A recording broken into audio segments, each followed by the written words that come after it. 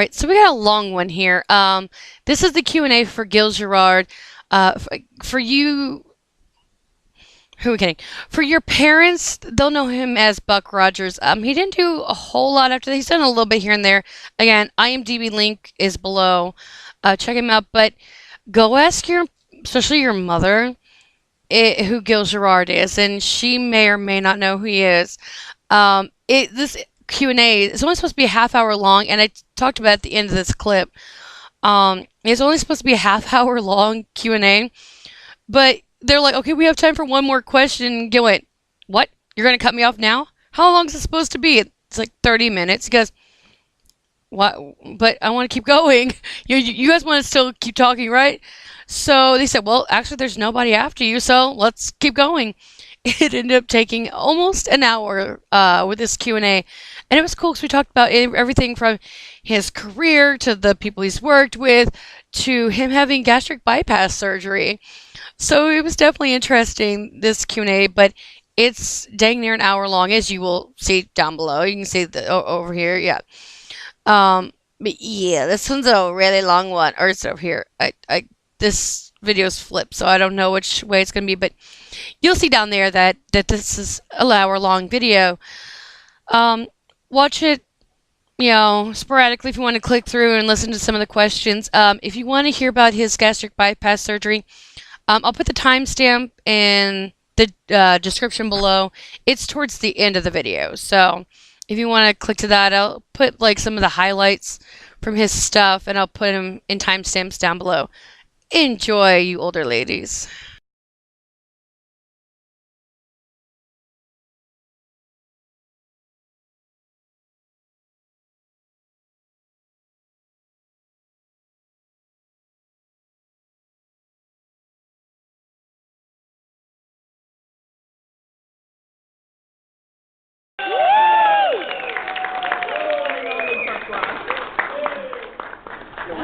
Hey, I'm not there yet. How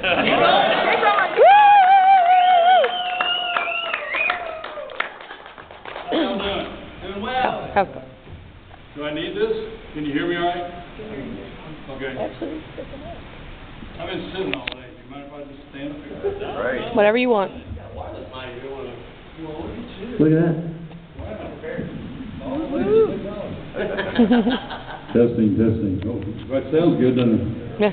You think I knew what I was doing? What I usually do is, it's called a Q&A for a reason. I love to field questions from you guys. Have you got any questions?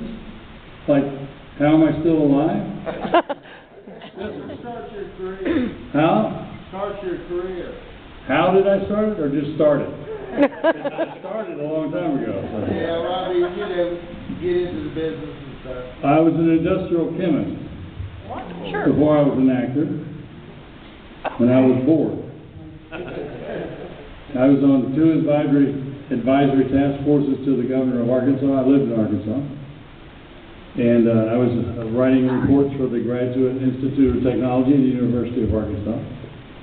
And I was writing a report on the petroleum industry for the Industrial Development Commission of Arkansas. And I was just like, I don't know. I did some of the original work on the Titan II missile fuels and oxidizers. And I just was like, I don't want to be doing this when I'm 70. Now I'm 74. And I'm happy that I made the change, because what happened was I decided that acting was the one thing that I enjoyed all aspects of. I had a singing group in college. I directed some plays and acted in plays and stuff.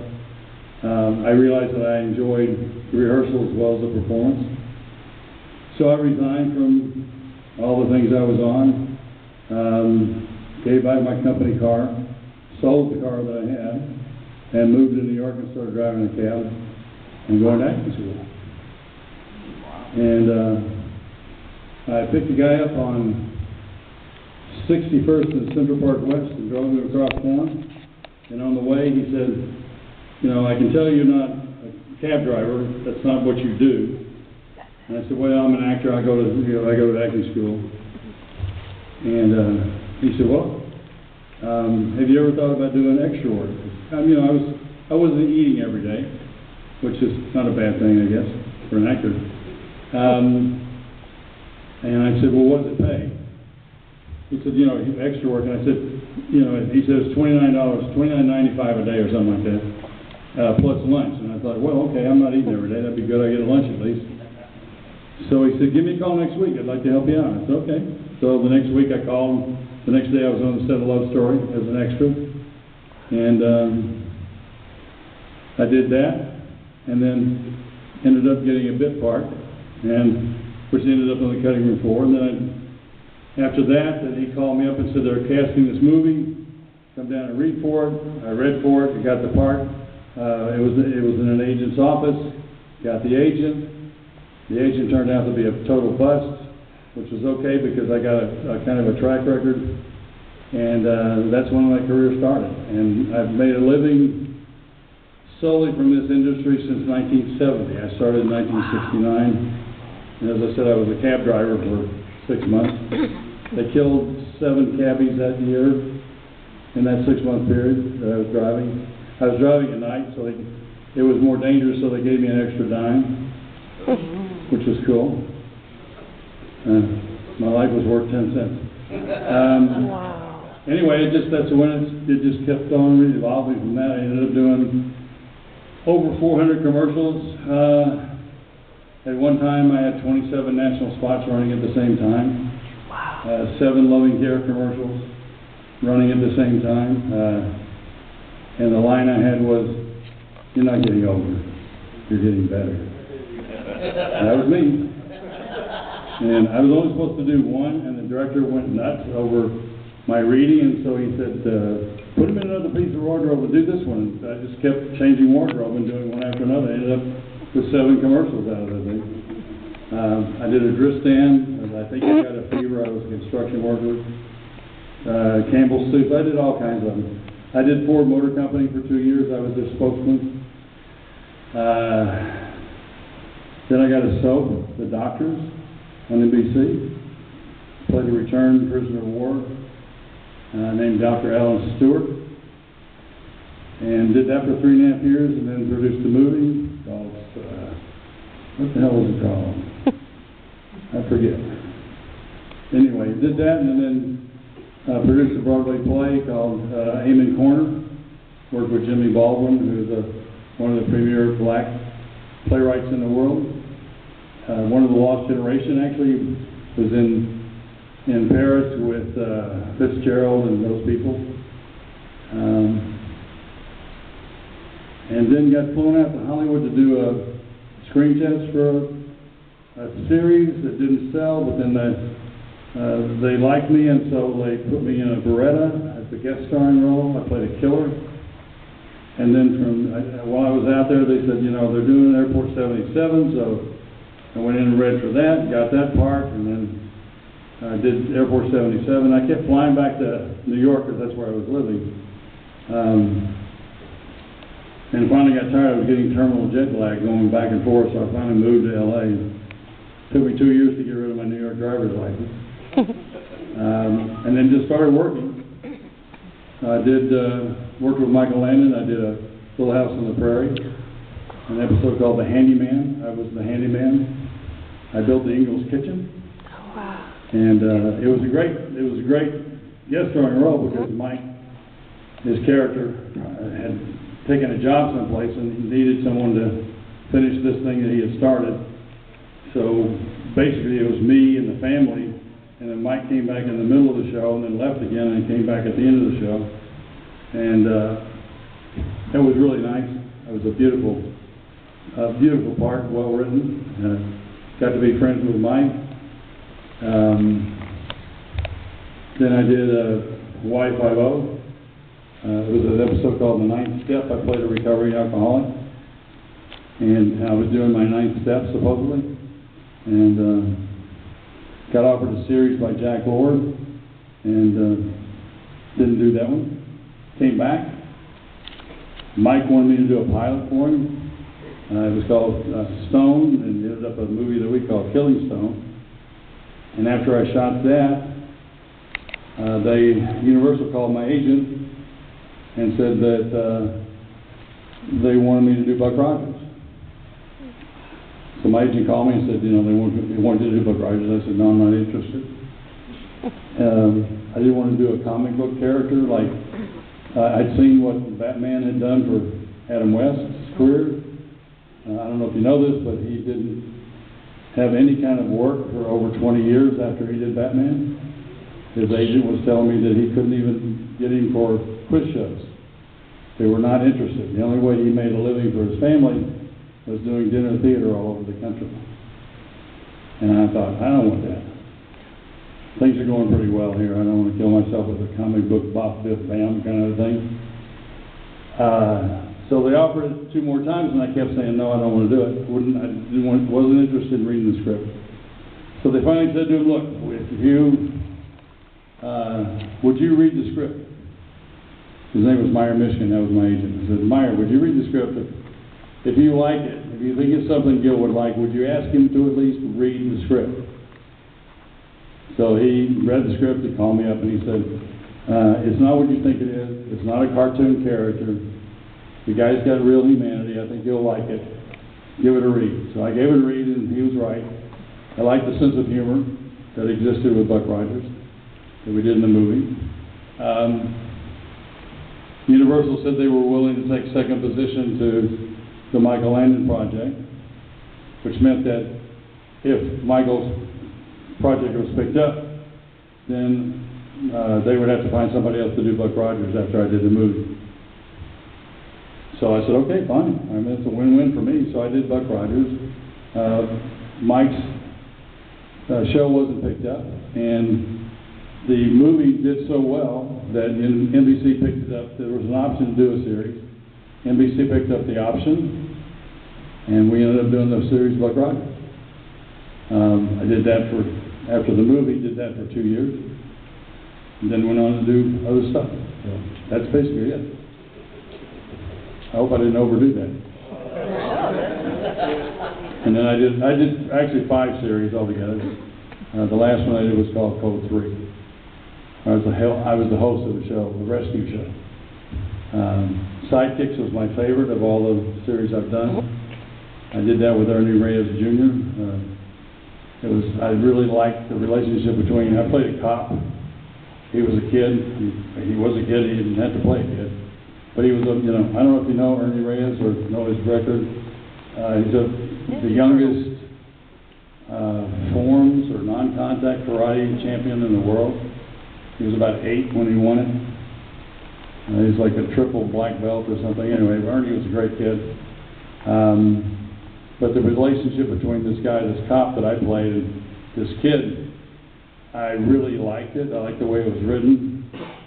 We were 2 separate cultures sort of working over each other, and it was like the edges were getting knocked off of both of us by each other and learning each other's things and beginning to appreciate the other culture. He began to appreciate mine. I just really enjoyed it, and creatively it was much more satisfying than anything I'd done before. Unfortunately, it was what I call a political killing because the president of the network liked it. We went on the air. He got fired, the new president came in, and of course he hated it. That's the corporate milieu. It works in automobiles and everything else. And whatever was designed before the guy came in, that's a terrible design. He wants all the stuff to be his. So, even though we were the highest rated show that ABC had on Friday night, we were the only Friday night show they didn't renew. We were beating out everybody else, even the ABC shows we had a higher rating in. They picked up all the other shows and dropped us because it was done by another guy. So, anything else? Yes, sir. Yes, I'd first like to thank you for being here, Mr. Gerard. That was getting my book signed and picture signed and picture made with you. Absolutely incredible. You have to thank God for that, because I got nothing to do with it. I just wake up in the morning and here I am. I appreciate you being here. Thank you. As far as the Buck Rogers series goes, what was your favorite episode would be my first question. And my second question, I couldn't help but notice that all of the co-actresses that worked with you were all extremely good looking. I'm not sure if that was... That was in my contract. I was very specific about that stuff. I'm sure. Yeah. My question is. And also be easy. I would like to ask which one was your favorite kid and why? Kids? Yes, favorite episode and favorite kid. Okay, favorite episode was, even though I didn't like the second year, my favorite episode does exist in the second year, was the Satyr. Because it gave me an opportunity to play a real interesting kind of character. It's something I hadn't had an opportunity to do before, so I really had a great deal of fun with that. I think it also reflected visually what I had always wanted to see happen with Buck Rogers. I wanted Buck to stay on Earth. I never understood why, after being away from Earth for 500 years, he suddenly hops on a thing and takes off again. I kept saying, you know, I would rather see Buck stay on Earth and have adventures on Earth with people who have survived whatever the Holocaust was that happened, that caused all this, and see how they're coping with life. I just thought it would be more interesting. And but anyway, but I did like that one because it was kind of a frontier setting. So that was fun to do. Favorite kiss? You mean on camera or off camera? Exactly, yeah. I don't know. I like kissing women. It's fine, you know. Now that I'm married, of course, I only kiss one. Huh? That's the right answer. She's not even in the audience. But she is here. She's making her own jewelry now, in case anybody's interested. Carolyn, you were there, yeah. Favorite, that's all I have to say about that. Thank you. No matter what I said, I'd be screwed one way or the other. Or not. You had your hand up? I did have a hand up. Who's your favorite person to work with throughout your entire career? You've worked with a lot of amazing actors. Suzanne Plachette. Yeah, she was a hoot. I really loved her to death. She once said the reason she liked working with me, she said, "You're the only actor in Hollywood whose voice is deeper than mine." She was something else. She was great. She had a sign she put on her motorhome that said, you know, do not enter doing eyebrows or eyelashes or something. It was funny. Good lady. I did 2 movies with her. Help Wanted Mail was the second highest rated TV movie in the history of television. Wow. Yeah, we got a 47.7 rating. The only thing that ever beat us was The Gambler, which had a 50.1. So that meant that 47.7% of the TVs in this country were tuned into that show, that movie. Wow. Hasn't been topped since, except for The Gambler. That's all, right? Yeah. But I had a series of really terrific people to work with. You know, Jack Palance was really interesting to work with. We had some great guest stars on Buck Rogers, great guest stars on the other shows that I did. They were all great, really, really wonderful experiences. I'm sure working with Michelangelo. That wasn't bad. No, mine was great.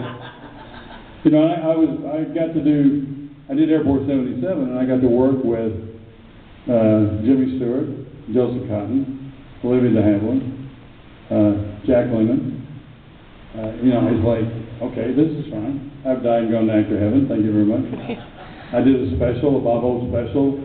I did a skit with Bob Hope and Danny Thomas, where we did a takeoff on Charlie's Angels. And the greatest thing that happened for me was we finished the rehearsal, and Danny Thomas and Bob Hope said, "Hey, kid, you know, you're really good." And I thought, okay, that's it. I don't have to do anything more. It was incredible. I was like, wow, that's beautiful. Bob was a great guy. He invited me to any show he was doing in L.A. I went to parties at his home. It was terrific. Yeah. We have time for one more question. What? How long is this thing in? About 30 minutes. That's it? That's all you're giving me? Okay. There's technically nobody here after you, so you can stay here all day if you want. I'm okay with that. Are you okay with that? We're okay, yeah. Well, you gotta ask more questions then.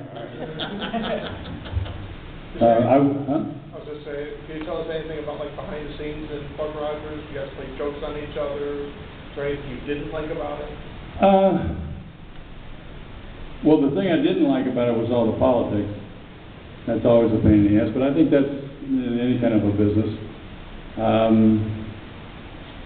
I didn't like the fact that I wasn't listened to for 2 years about the show. I finally went to what they call the Black Tower, the executive suite, talked to the president and the vice president of television, and told them, I said, look, I've been trying to do this for 2 years. I just got to tell you, this is what I always wanted to see happen with Buck Rogers. I wanted to see him say, he offered a position with the directorate and say, thanks but no thanks, I haven't been here in 500 years. I need to put my hand on something that is familiar to me. I'd kind of like to know what's been going on for people and have adventures on Earth. And they said, God, that's the best idea we've heard in 2 years. Why haven't we heard it before? I said, because no one would listen to me. So they liked it so well. They knew I was friends with Brandon Tartikoff, who was president of NBC at the time. So they said, would you call Brandon and talk to him? So I called Brandon. I said, Brandon, just talking to the guys here at Universal. I pitched this idea to them. They think it's really terrific. They asked me to pitch it to you. So here it is. So I told him the same thing. He said, if we pick up the show for a third season, well, that's the direction we'll take it in. And of course, it didn't get picked up, so. Because it was the most expensive show on television at the time. It was $1.5 million an episode. And now they spend even more, and it's really crappy. It's amazing. We could have had a decent show for less money, actually, because if we'd done the way I wanted to do it, it would not have been as expensive because we wouldn't have been doing all those expensive special effects every week. That's what was driving the cost up so much. You had your hand up. I was going to ask you $1.5 million if that was also in your contract. No. I didn't get it. No, I negotiated a fairly decent deal, but it wasn't that. Yeah. Now they're getting $1 million. I mean, it's like unbelievable what these people are getting paid. It's like, damn, I'm going to do another series. Yeah. Somebody, yes, sir. You did mention about the difference in kind of tone between season 1 and season 2. Yeah. Can you talk a little bit more about that? Was that politics behind the scenes too, or? Well, it was. What happened was we changed executive producers. A guy named John Mantley came in the second season, and I really didn't like him much at all. I remember I didn't like him at all. I thought he was an arrogant prick.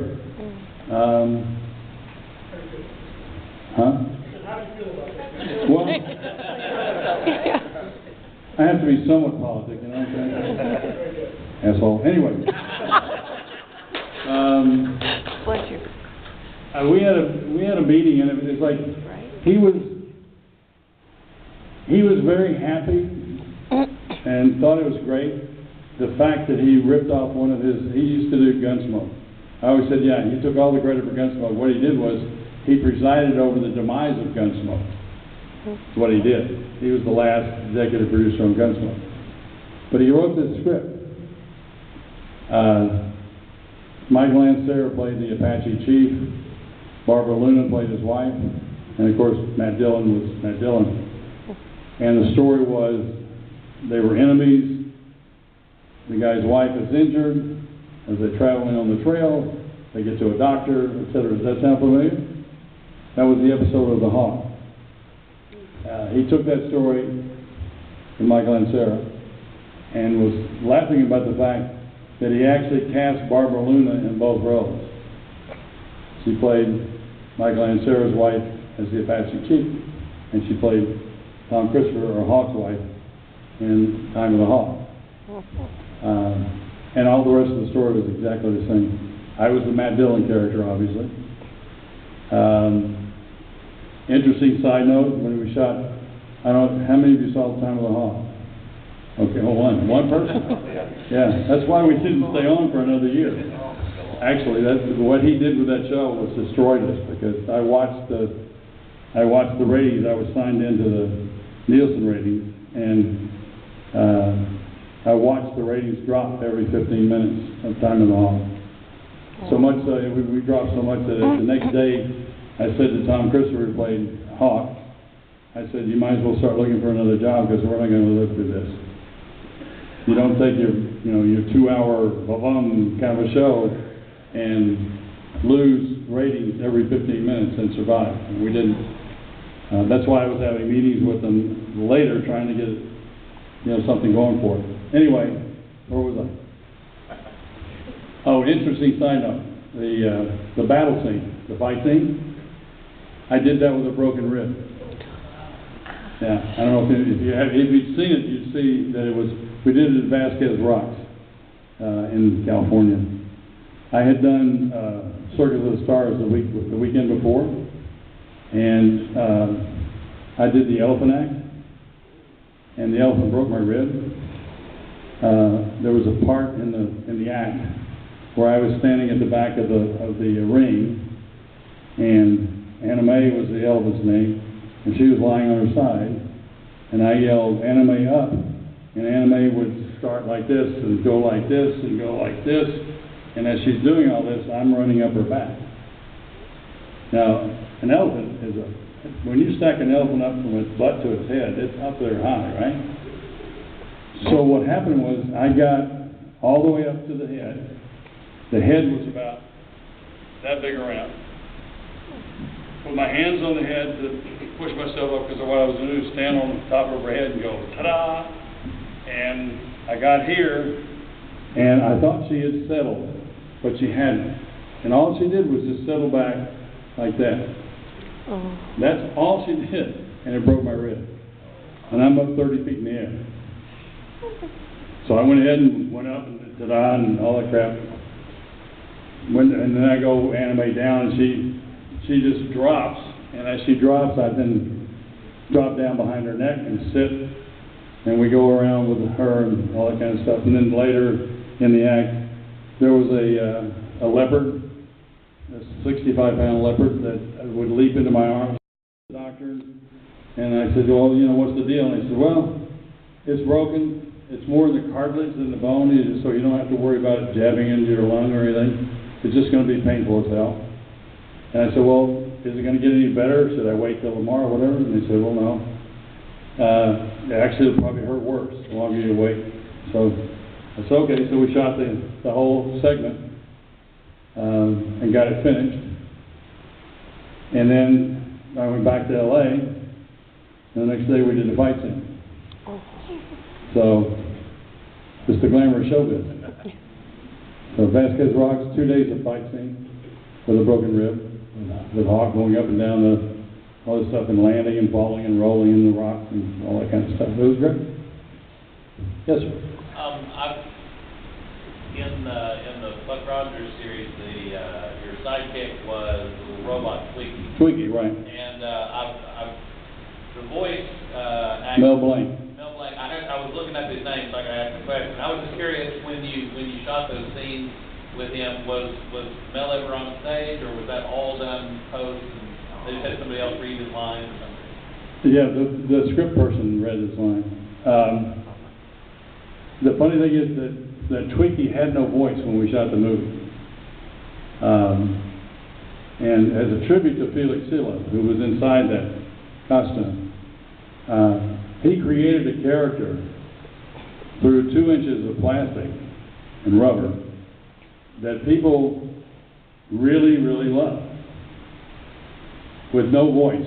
And the reason they put a voice to him is because what he created in that character was so rich that the dialogue just came to the producers, and so they started writing dialogue for that character. I personally hated it initially because I was so used to relating to Tweaky, the character, and being able to read what he was meaning by his gestures. I just thought it's not necessary that he have a voice, because he really was incredible. He never gets credit for what a great job he did. If you think about, for instance, Cousin It on the Addams Family, he worked through what, a 3-foot wig or whatever. Who does that? I don't think I'd want to do it. and yet he creates characters that are just unbelievable. They're alive. And you can't see his face, his hands, or anything else. And yet you know what that character is feeling. Isn't that amazing? Yeah. So the next time you see Felix, give him a hand for being such a really good actor. He's one of the greatest minds I've ever seen. When they dubbed in the voice, it was rather sassy. Oh yeah. Things he would say. Did that Well, happen? you know, Twiggy was kind of sassy. See, that's the thing.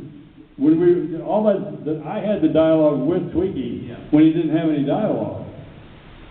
So my response to him was because of what he was doing, and the response that Theophilus had with him was because of what he was doing physically within that suit. Yeah. So he was alive to me and to the person that was doing the voice of Theophilus. Before he had a voice, was that kind of the feeling? I was trying to recall the scenes where he didn't have a voice. Yeah. He was a sassy little character without a voice. Yeah. It seems like I remember him, kicking somebody in the foot or something. Yeah, but that's where the dialogue came from, was in the incredible stuff that he did without any kind of dialogue at all. It was great. And then we started doing the dialogue. Of course, that was all. Glenn Larson was the great, added line guy. I mean, good God, I used to do so much stuff, and I go, where was I when I was doing this line? Where's this come from? Why am I saying this? Because he just give you the line. It's like, okay, well, it would help if I knew what happened before and who am I talking to? So, but it was fun. Being on the set was great. Being on any set for me is great. I really love the people I work with. People in this industry are incredible. It's just, as I said, with politics behind the scenes, it got a little bit old.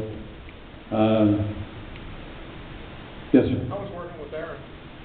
How was it? It was good. You guys get along, or? Yeah. Does she hate wearing that skin-tight outfit? I don't think so. No. I mean, every time I took it off, no, she was fine. She was new, but it worked for that character. But she was a little stiff, a little formal, a little scared in a way, because it was like the first big thing she'd ever done. But it worked, because Wilma was supposed to be, a real kind of, strict, this is the way we do it, sort of thing. So it made the perfect foil for Buck. Didn't really have to do a whole lot. It was kind of let her do her thing, and I could react to it. So, and it worked perfectly for that. Yes, sir. I remember, my question is basically, did you ever have a singing career?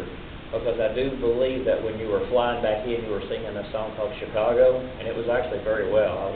Thank you. I used to do musical theater. I did a National Company of Applause. I did Billy Bigelow in Carousel, Curly in Oklahoma, Joey and Most Happy Fella. I'm a lyric baritone. I did I Do in Philadelphia. Stuff like that. So I wouldn't call that a singing career, but I was a song and dance man, very small dance. You danced with Pamela pretty well. Well, yeah. They finally got the steps in tune with the music. Yeah, I think you called it Getting Down. Yeah, but I'll tell you something interesting about that is that when we shot that scene, and of course there's no music, all you hear are clicks. That's the beat, right? So you step to the beat, whatever, and there's no music going on. So you sort of have to hear music in your head and make sure that you're sort of moving to the beat. Da-da-da-da-da-da, right? Well, when the movie came out, I was doing this, and the beat was going, boop, boop. And it looked like I was the biggest klutz in the world. And I was like, thank you guys, that's really great. It's laughable, it's so bad. When it came out with the DVD, somehow they slid the track or something, and so now we're actually on the beat. So now it looks like Buck knows what the hell he's doing. Huh? Now you're a dancer. Absolutely, yeah. Well, at least I didn't look like a total klutz like I did before. Yes, sir. Have you ever been approached by Dancing with the Stars, or would you consider doing something like that? No. Not really. So they wanted me to do a Love Boat, and I said no. I wasn't interested. Actually, they wanted me to do the one they did in China. I have a thing about that. My whole thought was, why should I go someplace and contribute to the economy of a place whose sole purpose is to overthrow my country? Same reason I wouldn't go to Russia. Why would I give money to those people? You know, I'd love to see, like, those things, China, the places in China. I'd love to see the places in Russia, but I will not contribute to a society whose sole purpose is the overthrow of my own country. And it really pisses me off that so many companies don't give a damn. They spend billions of dollars in China, and guess what they use that money for? To build weapons to blow us out of the water. I get a little upset about it. I do. You know that, you know who owns all the stuff, who gets all the money for the G.I. Joes, for the U.S., anything, any kind of Army toys or whatever? The People's Chinese Army, Air Force, and Army and Navy. They get all that money. They use the money that our kids spend for G.I. Joe to build weapons to kill our soldiers and to destroy our country. And yet we still go on with it, just blithely going on. Every action figure is made in China. I have a friend who does action figures, and he got a call from the Chinese military and said, if you start doing any kind of military characters, we will kill you. You ever heard a manufacturer do that to a creator of an action story? Here? But the Chinese military is so arrogant, they called the man up and said, you'll be a dead man if you do any of these kinds of military characters. Wow. That's the way this business is going. That's what's going on. There is no one in this country that can do action figures anymore. They're all in China. And I know that they talk about it as balance of payments and all this other stuff, and isn't that great? But we are destroying ourselves. So, I'm not going to stand up on the soapbox and beat it. I just feel very strongly about it. I remember when I was in high school, there was a poem, and I'm not sure the name of it, but it had to do with the 3rd Avenue L. And there was a poem written about tearing down the 3rd Avenue L and selling the metal for scrap to Japan. And Japan melted it and made it into bullets that then killed our people in South. That was the whole gist of the whole thing. Is they're being killed by the 3rd Avenue L. Well, that's what we're doing now. Only it's not the 3rd Avenue L, it's action figures and toys and things like that. We are contributing to the demise of our own people. And to ourselves and our own civilization. So we have only ourselves to thank for all those really great weapons that the Chinese are coming up with, because we're buying them. Just thought you'd like to know that. Other than that, I have no stance about it at all. I'm very pro-USA. I think they were the greatest country in the world. I don't know about, I don't want to get anybody upset. I don't know how we could be great again. That implies that we weren't great before. I think we never stopped being great. That's just me. So, anybody else? Thank you. Yes, ma'am. Do you have any current projects? No. Watering the lawn. Nothing right now. I did a movie called The Nice Guys with Russell Crowe, Cheryl, and Ryan Gosling. I played the main bad guy. That was kind of fun. That was about 2 years ago. I think it's out on HBO now or someplace. I did the voiceover, or the voice of Megatronus, Transformers, the cartoon series. It's just, it comes in drips and drabs. It's not, basically when a person turns 50 in my business, it's like they died. I think they have a service for us, but they don't tell us about it. We can't even invite our families or anything, So when I'm 74, so I'll be 75 in January, so, you can imagine, I must be rotting in my grave. But I do get, once in a while, a call comes through. I actually still turn down things that I don't want to do, so, which is not too bad. I still manage to make a living. But the business has been really good to me. I'm not really crazy about where the business has gone. I'm not crazy about some of the stuff that the business is putting forth as being okay. And I'm not going to go into details about it, but there's just some things that I think are just not right. That's just me. So my choice is I don't do it. I don't contribute to that. Just like I don't contribute to the economies of China or Russia. So, and I think in many respects both are just as destructive to this country in different ways. Somebody else? Yes, ma'am. Montana really like Bud Rogers, frankly, because I thought you were really tall. Thank you. Guys, You are. oh, I'm not that sensitive, really. I was going, so what's the matter now? I'm just a slug now, aren't I? I'm sorry, go ahead. There were a lot of things where, of course, with the tight uniforms, but a lot where you were shirtless or whatever. How did you feel about filming those things? Were you okay with that, or did you think maybe it... I felt so used. I really did. Piece of meat. I felt exploited. I actually called a lawyer. No, I'm kidding. Actually, I never had a really good body image. So when I had to do a shirtless thing, I was nervous about it. I enjoyed it. Well, thank you. Thank you. I appreciate I it. played for Harry Chess, so it was really good. Oh, well, thank you.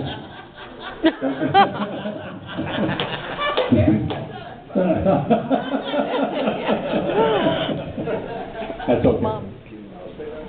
Yeah, right? Say it again? I was sitting in front of them yesterday when he was embarrassing her, so I said, that was payback. Oh, okay. It wasn't embarrassing me that much. It takes a lot to embarrass me. Okay. I didn't really have my shirt off that much, I don't think. There was a couple of them. I remember those. I have a mug with a picture of me without topless. Where are you going? I have to work tomorrow at the ticket booth. Excuse me? What? You haven't been dismissed? Go ahead. I'm just teasing you. Get your ass back here. That's it. Huh? How the fuck do you think I'm doing?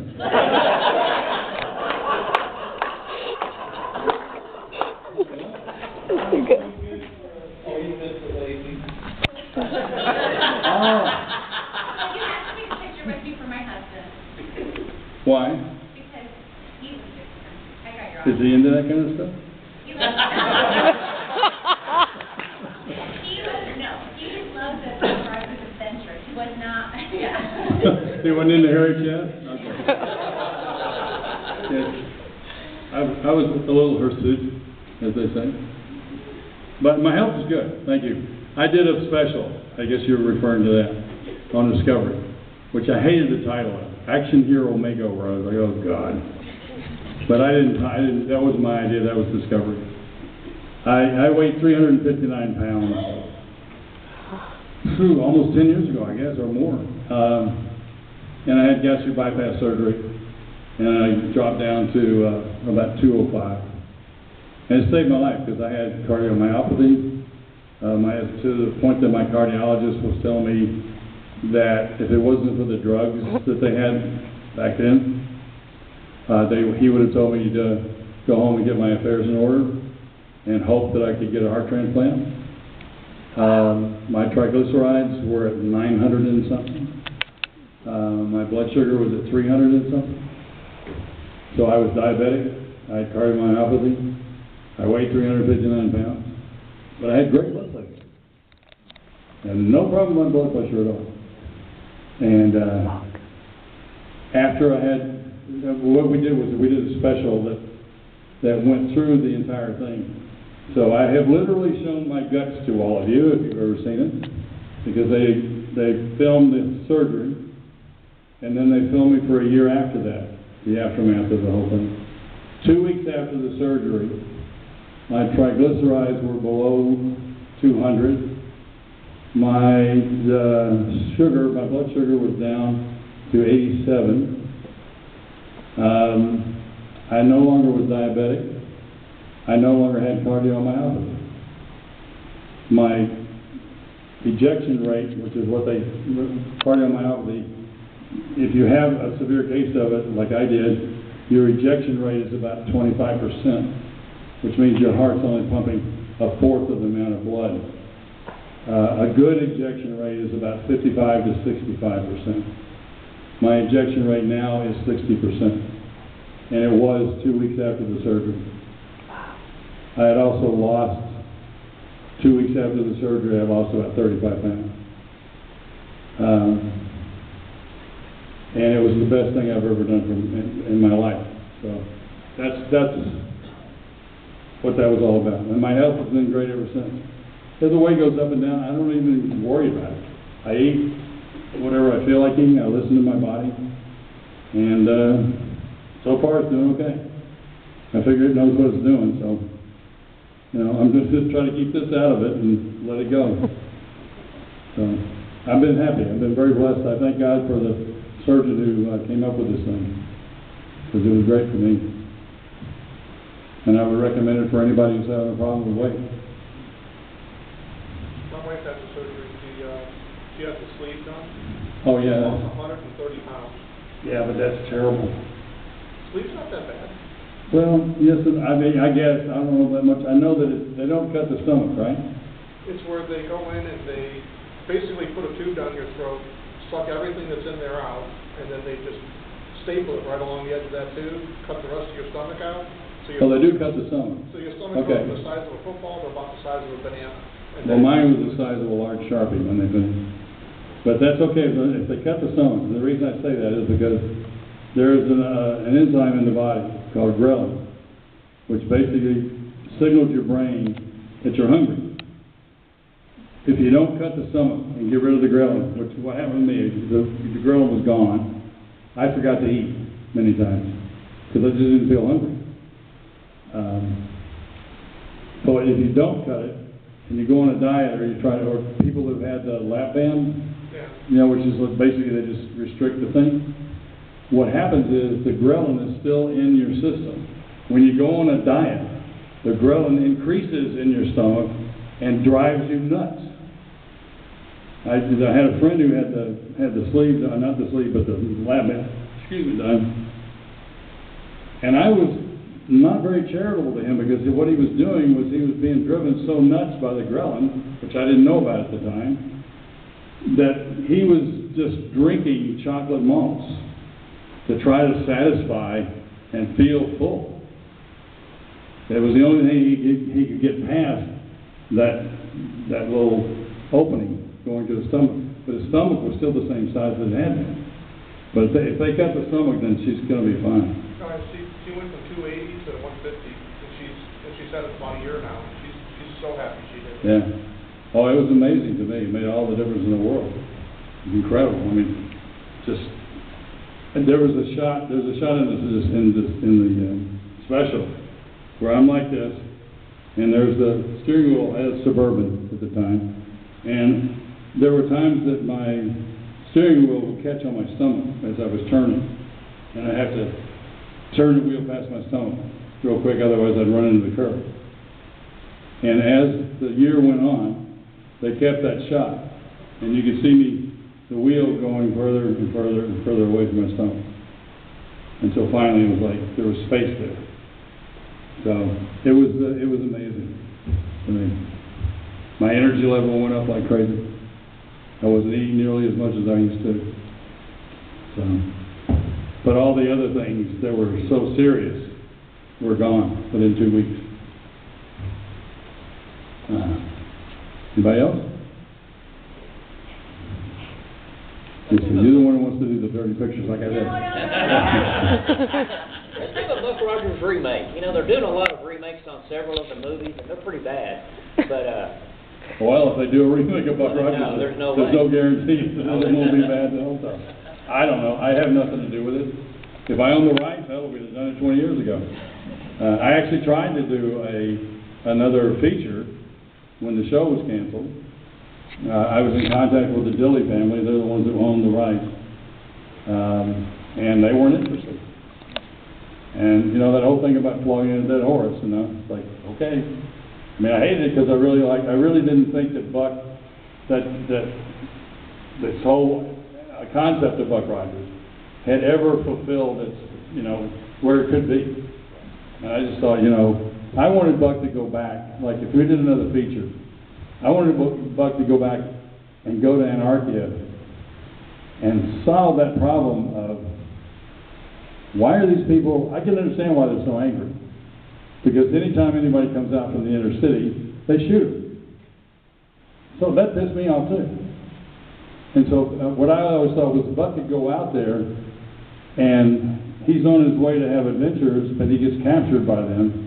But he finds out that these are people just like anybody else. Just because they're ugly and misshapen or whatever, they still want a better life for their kids. They'd like a better life for themselves and their family. And they're sort of at the, they're not victims, I hate that word, victims, but they're sort of at the whim or the mercy of these marauding bands of really bad people who happen to be mutants. I don't know if you remember from the movie, but I could never understand why it was necessary to live in a bubble when I was out there for quite a while with Tweaky. And when they came out to get me, none of them were in hazmat suits. They did just say radiation in some areas. Yeah, well, screw that. Because it looks cool on TV. I guess it would look kind of stupid to see them all come out in hazmat suits and stuff and then carrying a gun around. But the thing is, it's like, you know, I thought to myself, well, you know, why doesn't Buck ask that question? It's like, why are you guys living in a bubble? It seems to be okay out here, and why are these people, why do you think they're bad just because they've had a rough time? Why don't you take care of these people? Why don't you do something to help them? Their bubble wasn't to keep them safe inside, it was to keep everybody else out. Really? Did you do the show? Oh, okay. That's what you came with. So see, me was like they were just living in a bubble to be safe. And it was very significant about a statement about the society.